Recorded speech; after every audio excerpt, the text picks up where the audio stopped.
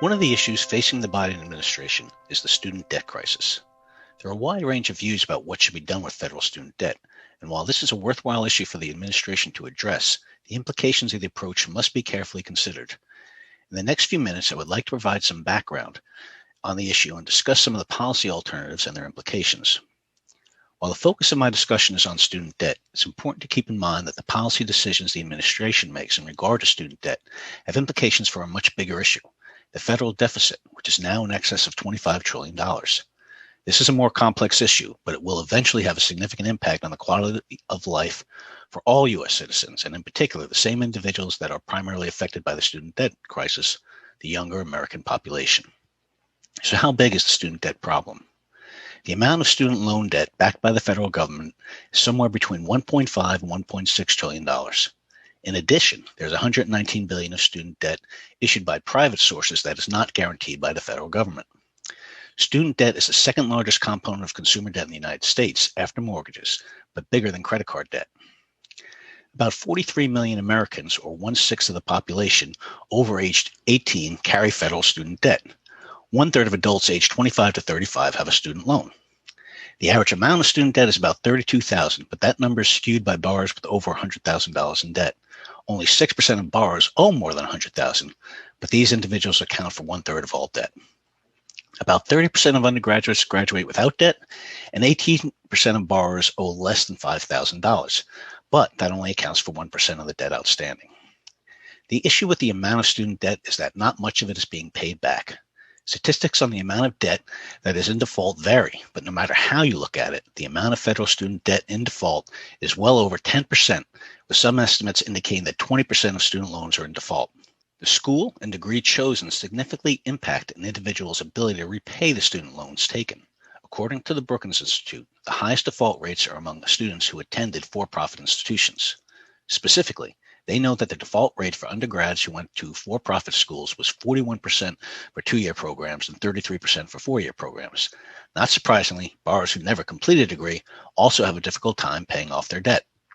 The bottom line is the amount of student debt is significant, and the inability to repay it is affecting the economy broadly and individual quality of life. Specifically, students with significant student debt are less likely to marry, have children, buy a house, or save for retirement. Regardless of whether you think such decisions are good for society, they have significant impacts on the economy. Now that we've laid the groundwork, let's talk about the potential solutions. The policy goal should be to encourage education, but reduce the negative effects of the debt on both individual borrowers and the economy. One alternative that has been proposed is to simply forgive the debt. With the stroke of a pen, some politicians have called for forgiving $10,000 of each individual borrower's student debt, some for $50,000 and some for all of it. This is not an appropriate approach. While a blanket waiver may be easy to implement, it is similar to a doctor fixing a broken finger by putting a patient's entire arm in a cast and making the patient stay in the hospital for a week. There are more precise ways to address this problem. Blindly forgiving all student debt or some portion of it has the following drawbacks. It increases the federal deficit.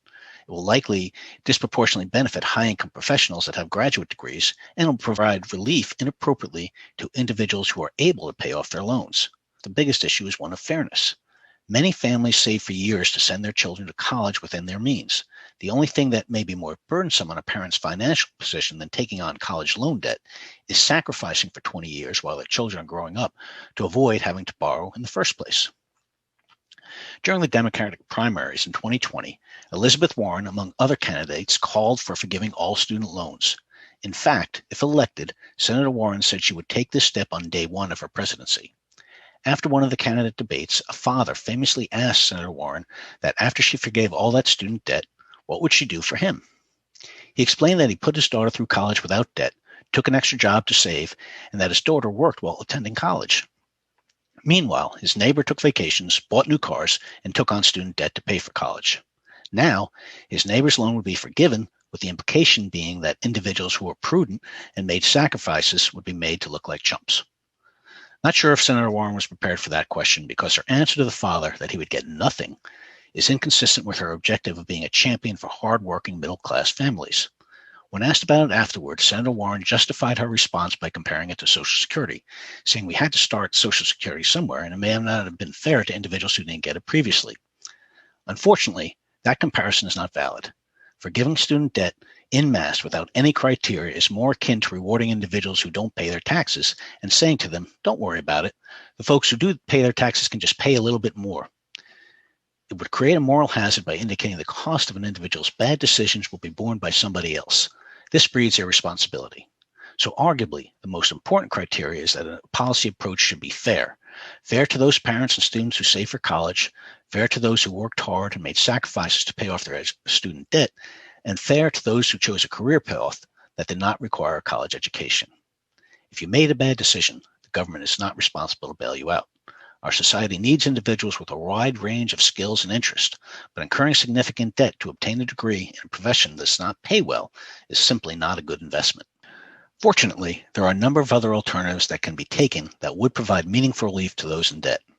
First off, we should lower the interest rate on federal student loans. The current rate on new undergraduate loans is 4.53%, but for loans taken out between 2006 and July of 2020, the rates are often higher, up to 6.8% for undergraduate and graduate borrowers.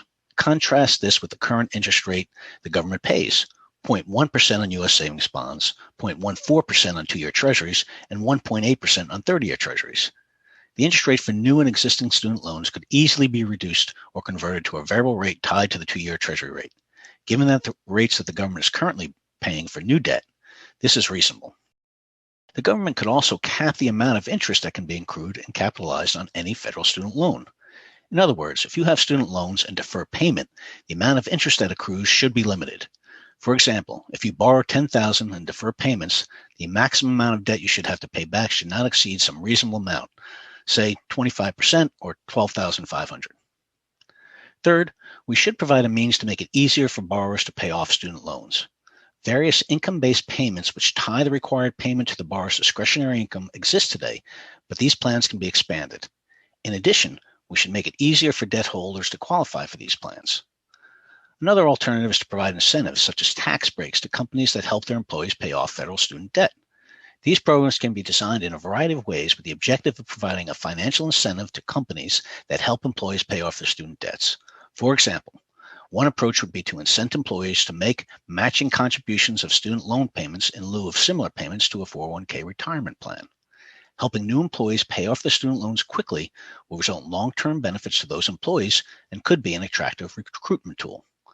However, note that any such programs must be designed so that individuals who do not have student debt do not become less attractive potential hires. The Biden administration should also consider expanding the use of existing public service loan forgiveness programs.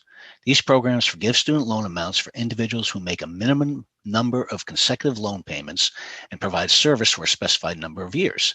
They must also be employed by a U.S. federal, state, local, or tribal government or nonprofit organization.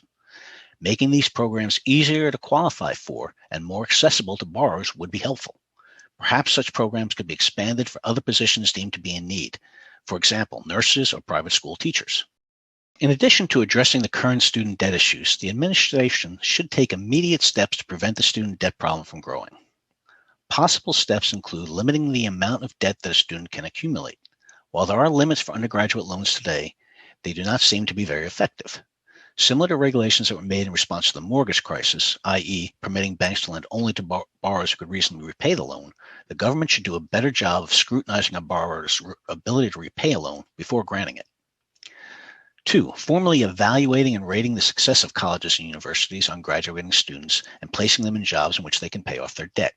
While information about the average amount of student debt, job placement, and starting salary are available today, incorporating these and other relevant criteria into a specific rating would be beneficial.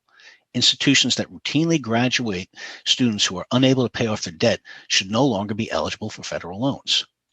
3, promoting the use of community colleges as an affordable way for students to obtain an education.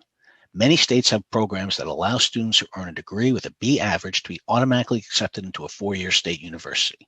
Such programs should be encouraged. Students who pursue this approach ideally end up with a 4-year degree from highly respected state universities at an affordable price. Finally, high school students should be required to take and pass a Fundamentals of Personal Finance class. All graduating high school seniors should understand simple facts about personal finance, including debt, interest rate, and credit scores. They should also be educated on the cost of college and understand what kind of earnings are typical for different professions. Essentially, if students are better educated about the financial implications of their career and college choices, they are less likely to get themselves in a position where they are over their head in debt with limited options to improve their financial situation.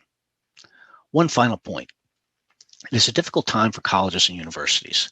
College enrollment was already declining simply due to demographics before COVID-19 hit. But COVID-19 made things much worse, and many colleges are facing difficult financial choices. One other step the Biden administration can take is to make it easier for foreign students to attend U.S. colleges. The Trump administration implemented policies that made it more difficult for international students to take classes at U.S. colleges. However, international students provide an important source of revenue to universities. They often pay full tuition, making it less costly for other domestic students. Removing some of these restrictions will make college more affordable for U.S. citizens and thereby have a positive impact on the student debt crisis.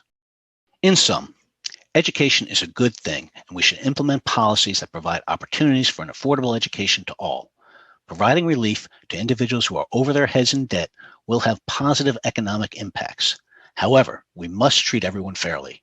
Forgiving debt without limit would be irresponsible and would encourage irresponsible behavior in the future.